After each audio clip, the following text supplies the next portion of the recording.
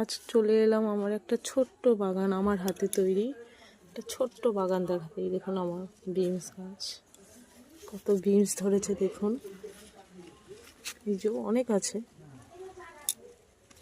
দেখুন। বেগুন গাছগুলো বসিয়েছি, এখন এই বেগুন গাছগুলো হয়নি, ওপারেও আছে 4-5টা মতো। আর এই বেগুন গাছটা দেখুন, এটা কত বেগুন হয়েছে এই দেখুন, দেখুন কত বেগুন ধরেছে। এই যে আমার বিনস, ধনেপাতা গাছ প্রচুর হয়েছে, খাচ্ছি তুলে তুলে। আর এই যে মূলো ধরা শুরু হয়েছে অল্প করে। এই যে মূলো শাক, এটা দিয়েছিলাম পালং শাক দিয়েছিলাম। ছোট্ট বাগান, একটা ছোট্ট বাগান করেছি আমি।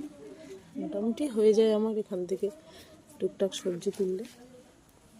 মূলো ধরেছে দেখুন।